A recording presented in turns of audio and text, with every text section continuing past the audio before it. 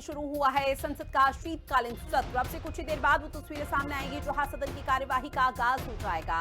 19 दिसंबर तक चलना है संसद का शीतकालीन सत्र। जहां आपको बताते चले कि सत्र से पहले पीएम मोदी ने मीडिया से भी इस दौरान बातचीत की, जहां कई महत्वपूर्ण मुद्दों पर अपनी राय रखी। साथ ही उन्होंने कहा कि शीतकालीन सत्र राष्ट्र की प्रगति के प्रयास को ऊर्जा देगा। विकसित भारत के लक्ष्य के प्रति ये विश्वास जगा है। भारत लोकतंत्र को जीने वाला देश है। साथ ही पीएम मोदी ने कहा कि बिहार में रिकॉर्ड वोटिंग लोकतंत्र की बहुत बड़ी जीत है। विपक्ष हार को भूलकर अपना दायित्व निभाए और ये ड्रामा नहीं बल्कि डिलीवरी की जरूरत है, पीएम मोदी की तरफ से कहा गया। साथ ही विपक्ष से आह्वान किया गया है कि शांतिपूर्ण तरीके से सदन यानी कि सत्र की कार्यवाही चले, किसी भी तरह की कोई बाधा ना पैदा करे। जो यहाँ पर जनहित से जुड़े हुए मुद्दे हैं उनको उठाया जाए विपक्ष की तरफ से। और क्या कुछ पीएम मोदी ने कहा मीडिया से बातचीत करते हुए, वो सुनिए। साथियों, ये शीतकालीन सत्र ये सिर्फ कोई रिचुअल नहीं है। राष्ट्र को प्रगति की ओर तेज गति से ले जाने के जो प्रयास चल रहे हैं उसमें ऊर्जा भरने का काम ये शीतकालीन सत्र भी करेगा, ऐसा मेरा पूरा विश्वास है। भारत ने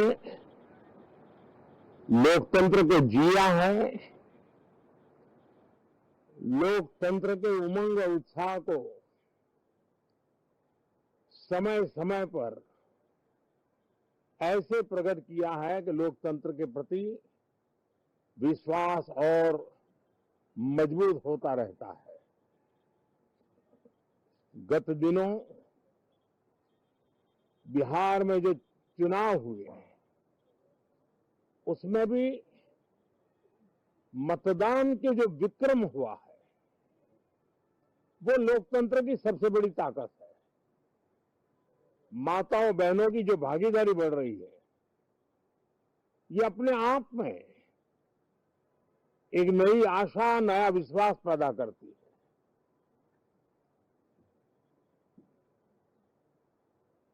एक तरफ लोकतंत्र की मजबूती और इस लोकतांत्रिक व्यवस्थाओं के भीतर अर्थतंत्र की मजबूती।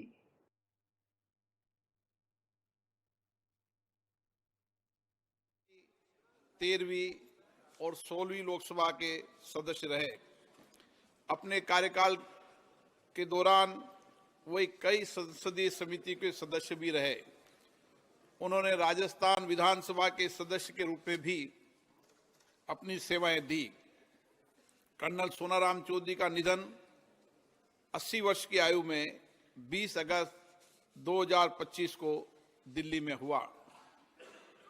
प्रोफेसर विजय कुमार मल्होत्रा राष्ट्रीय राज्य क्षेत्र दिल्ली के दक्षिण दिल्ली संसदीय निर्वाचन क्षेत्र से 6ठी, 9वीं, 13वीं और 14वीं लोकसभा के सदस्य रहे। वे वर्ष 1994 से 99 तक राज्यसभा के सदस्य भी रहे। प्रोफेसर मल्होत्रा ने लोक लेखा समिति, सरकारी उपकरण संबंधी समिति, परिवहन और पर्यटन संबंधी समिति, सरकारी आश्वासन संबंधी समिति के सभापति के रूप में अपनी सेवाएं दी। वे अन्य कई संसदीय समितियों के सदस्य भी रहे। वे 2008 से 2013 तक दिल्ली विधानसभा में नेता प्रतिपक्ष भी थे। प्रोफेसर विजय कुमार मल्होत्रा का निधन 93 वर्ष की आयु में 30 सितंबर 2025 को नई दिल्ली में हुआ। श्री रवि नायक गोवा के पणजी संसदीय निर्वाचन क्षेत्र से 12वीं लोकसभा के सदस्य थे। वे 6 कार्यकाल के लिए गोवा विधानसभा के सदस्य रहे तथा तत्कालीन गोवा, दमन एवं दीव विधानसभा के सदस्य भी रहे। उन्होंने क्रमशः गोवा के मुख्यमंत्री, उप मुख्यमंत्री के रूप में 2 कार्यकालों तक अपनी सेवाएं दी। वे गोवा सरकार में विभिन्न विभागों की मंत्री के रूप में भी उन्होंने सेवाएं दी। वे गोवा विधानसभा में नेता प्रतिपक्ष भी रहे। श्री रवि नायक का निधन 79 वर्ष की आयु में 15 अक्टूबर 2025 को गोवा में हुआ। श्री धर्मेंद्र राजस्थान के बीकानेर संसदीय क्षेत्र से 14वीं लोकसभा के सदस्य थे। वे कृषि संबंधी संसदीय समिति के स्थायी सदस्य रहे। श्री धर्मेंद्र ने भारतीय सिनेमा में 6 दशकों से अधिक अपने उत्कृष्ट करियर में 300 से अधिक फिल्मों में काम किया।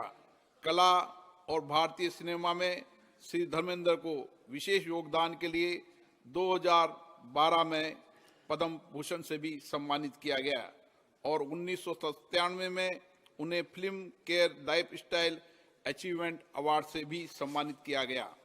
श्री धर्मेंद्र का निधन 85 वर्ष की आयु में 24 नवंबर 2025 को मुंबई में हुआ। श्री प्रकाश जायसवाल उत्तर प्रदेश के कानपुर संसदीय निर्वाचन क्षेत्र से 13वीं, 14वीं और 15वीं लोकसभा के सदस्य रहे। श्री जायसवाल ने केंद्रीय कोयला मंत्री, सांख्यिकी मंत्री के स्वतंत्र प्रभाव तथा गृह राज्य मंत्री के रूप में भी अपनी सेवाएं दी। उन्होंने विभिन्न संसदीय समितियों के सदस्य के रूप में भी अपनी सेवाएं दी। श्री प्रकाश जायसवाल का निधन 28 नवंबर 2025 को कानपुर में 81 वर्ष की आयु में हुआ। ये सभा अपने पूर्व सहयोगियों के निधन पर गहरा शोक व्यक्त करती है। शोक संतप्त परिवारों के प्रति अपनी संवेदना व्यक्त करती है। अब सभा दिवंगत आत्माओं के सम्मान में मौन रहेगी।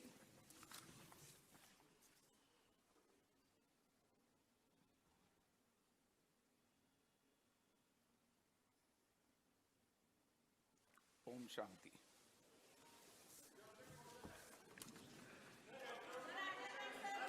एक मिनट, हमारे खिलाड़ियों को बधाई दे दें।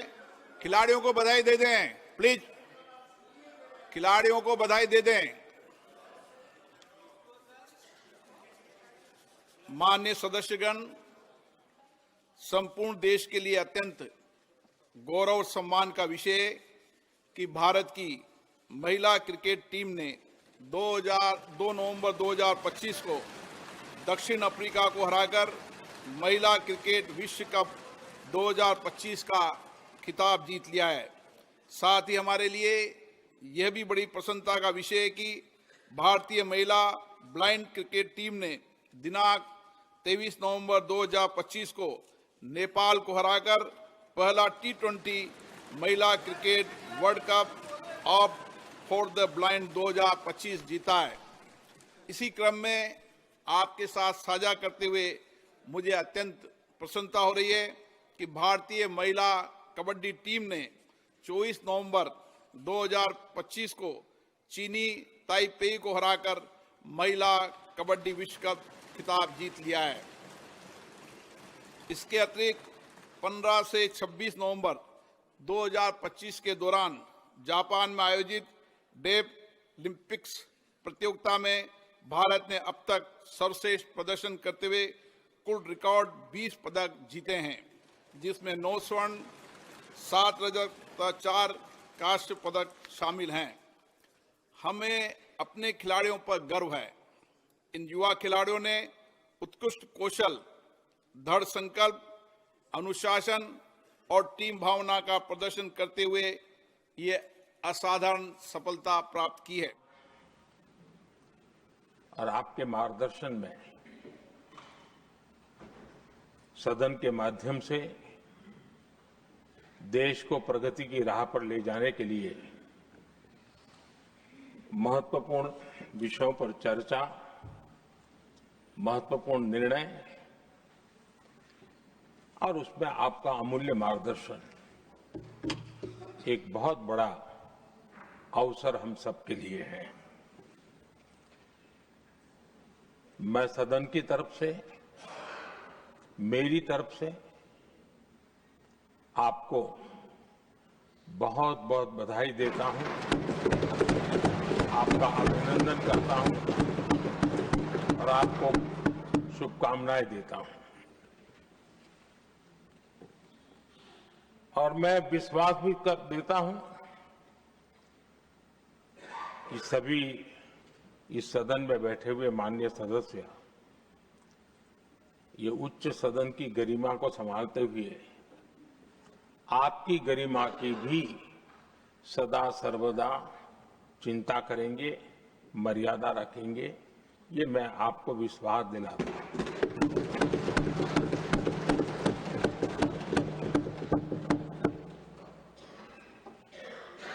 हमारे सभापति जी एक सामान्य परिवार से आ रहे हैं, किसान परिवार से निकले हैं और पूरा जीवन समाज सेवा के लिए समर्पित किया है। समाज सेवा ये उनकी निरंतरता रही है। राजनीतिक क्षेत्र उसका एक पहलू रहा है, लेकिन मुख्य धारा समाज सेवा की रही है। समाज के प्रति समर्पित होकर के जितना कुछ अपने युवा काल से लेकर अब तक वो करते आए हैं, करते रहे हैं, वो हम सभी समाज सेवा के प्रति रुचि रखने वाले लोगों के लिए एक प्रेरणा है, एक मार्गदर्शन है। सामान्य परिवार से, सामान्य समाज से, सामान्य राजनीतिक जहां अलग अलग करवट बदलती रही है, उसके बावजूद भी आपका यहां तक पहुंचना, हम सबका मार्गदर्शन प्राप्त होना, ये भारत के लोकतंत्र की सबसे बड़ी ताकत है।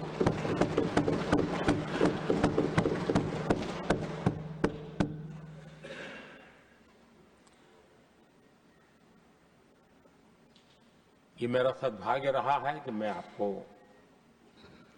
लंबे अरसे से परिचित रहा हूं। सार्वजनिक जीवन में साथ साथ काम करने का अवसर भी मिला है। लेकिन प्रधानमंत्री के रूप में जब मुझे यहां दायित्व मिला और जब मैंने आपको अलग अलग जिम्मेवारियां में काम करते देखा, तो मेरे मन पर अतिशय सकारात्मक भाव जगना बहुत स्वाभाविक था। क्वायर बोर्ड के चेयरमैन के रूप में हिस्टोरिकली हाईएस्ट प्रॉफिट वाली इंस्टीट्यूशन में कन्वर्ट करना, यानी आपका किसी संस्था के प्रति समर्पण हो तो कितना विकास किया जा सकता है और कैसे दुनिया में उसकी एक पहचान बनाई जा सकती है, वो आपने करके दिखाया। आपको भारत के कई क्षेत्रों में बहुत कम लोगों को ऐसा अवसर मिलता है। आप झारखंड में, महाराष्ट्र में, तेलंगाना में, पुडुचेरी में राज्यपाल, लेफ्टिनेंट गवर्नर अलग अलग दायित्व संभालते रहे। और मैं देखता था कि झारखंड में तो आदिजाति समाज के बीच जिस प्रकार से आपने अपना नाता बना दिया था, जिस प्रकार से आप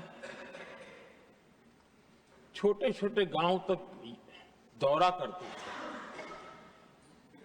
वहां के मुख्यमंत्री बड़े गर्व के साथ इन बातों का जब भी मिलते थे जिक्र करते थे। और कभी कभी वहां के राजनेताओं के लिए भी चिंता होती थी कि हेलीकॉप्टर हो या न हो, इसकी कोई परवाह किए बिना जो गाड़ी है आप चलते रहते थे। रात को छोटे छोटे स्थान पर रुक जाना, ये जो आपने एक अपना सेवा भाव था, उसको राज्यपाल के पद पर रहते हुए भी जिस प्रकार से आपने उसको एक नई ऊंचाई दी, इससे हम भली भांति परिचित हैं। मैंने आपको एक कार्यकर्ता के रूप में देखा है, एक सहयोगी के रूप में हम साथ काम किए हैं, सांसद के रूप में देखा है, अलग अलग पदों पर देखते हुए आज यहां पर पहुंचे। लेकिन मैंने एक बात महसूस की है कि आमतौर पर सार्वजनिक जीवन में पद पर पहुंचने के बाद कभी लोग पद का भार अनुभव करते हैं और कभी कभी प्रोटोकॉल में दब जाते हैं। लेकिन मैंने देखा है कि आपको और प्रोटोकॉल का कोई नाता ही नहीं रहा है। आप प्रोटोकॉल के परे रहे। और मैं समझता हूं सार्वजनिक जीवन में प्रोटोकॉल से मुक्त जीवन की एक ताकत होती है और वो ताकत हम हमेशा आप में अनुभव करते रहे हैं और ये हमारे लिए गर्व का विषय है। आदरणीय सभापति जी, आपके व्यक्तित्व में सेवा, समर्पण, संयम, इन सभी बातों से हम भली भांति परिचित हैं। वैसे आपका जन्म तो डॉलर सिटी में हुआ और उसकी एक अपनी पहचान है, लेकिन उसके बावजूद भी आपने अपनी सेवा का क्षेत्र अंत्योदय को चुना। आपने हमेशा एक डॉलर सिटी के भी उस तबके की चिंता की जो दबे, कुचले और कुछ वंचित परिवार थे, उनकी चिंता की। आदरणीय सभापति जी, मैं उन दो घटनाओं का जरूर जिक्र करना चाहता हूं जिसको कभी मैंने आपसे, आपके परिवारजनों से भी सुना है और जिसने आपके जीवन पर बड़ा प्रभाव पैदा किया है। बाल्यकाल में अविनाशी मंदिर के तालाब में आपका डूबने की संभावनाओं के बीच की अवस्था आपके लिए हमेशा रहा है कि मैं तो डूब रहा था, किसने बचाया, कैसे बचाया पता नहीं, मैं बच गया। और ईश्वर ने कुछ आप पर कृपा की, इस प्रकार का भाव आपके परिवार के लोग हमेशा बताते हैं। और दूसरा जो हम सब बहुत बारीकी से जानते हैं, जब कोयम्बतूर में लाल कृष्ण आडवाणी जी का यात्रा होने वाली थी, उसके कुछ समय पहले एक भयानक बम ब्लास्ट हुआ। शायद 60-70 लोग मारे गए। भयंकर बम ब्लास्ट था और उस समय आप बाल बाल बच गए थे।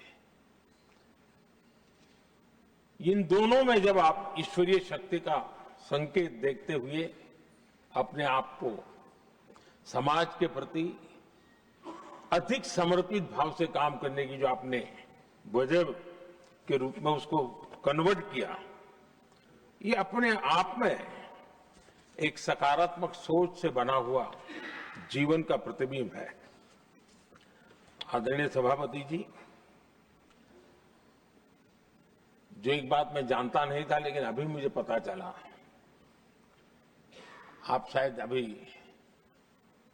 उपराष्ट्रपति बनने के बाद काशी गए थे और आपका काशी का दौरा था, तो एक सांसद के नाते स्वाभाविक रूप से मेरा मन वहां सब कुछ ठीक ठाक हो रहता है। लेकिन आपने वहां एक बात बताई जो मैंने सुनी, मुझे मेरे लिए नई बात थी। आपने वहां कहा कि आप वैसे तो नॉनवेज के आदी थे, लेकिन जब पहली बार आप काशी गए थे जीवन में और काशी में पूजा वगैरह की, माँ गंगा को आपने आशीर्वाद प्राप्त किया माँ गंगा से, और पता नहीं आपके भीतर एक संकल्प जगा और उस दिन से आपने तय किया कि आप अब नॉनवेज नहीं खाएंगे।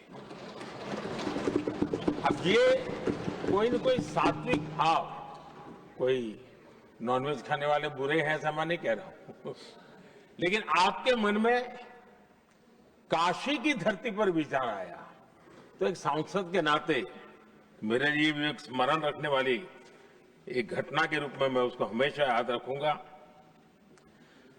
भीतर कोई न कोई आध्यात्मिक भाव जो इस प्रकार की दिशा में ले जाने की प्रेरणा देता है।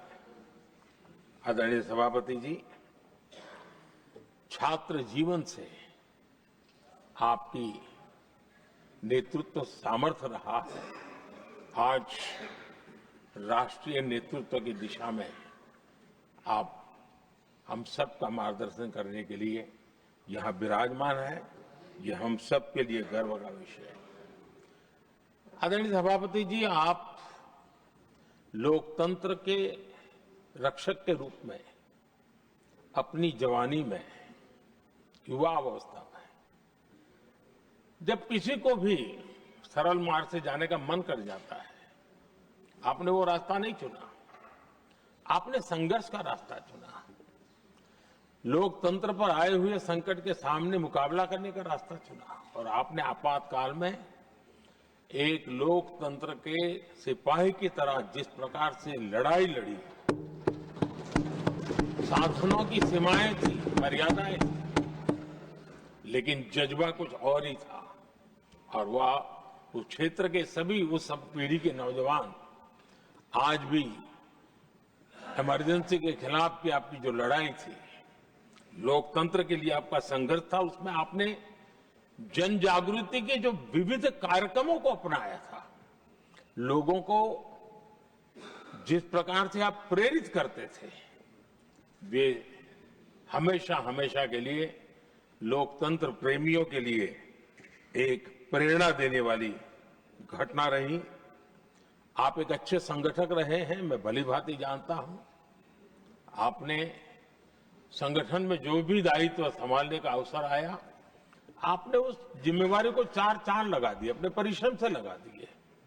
आपने हमेशा सबको जोड़ने का प्रयास किया, नए विचारों को स्वीकार करने का प्रयास किया, नई पीढ़ी को अवसर देने का प्रयास किया। ये हमेशा संगठन में आपके कार्य की विशारद रही।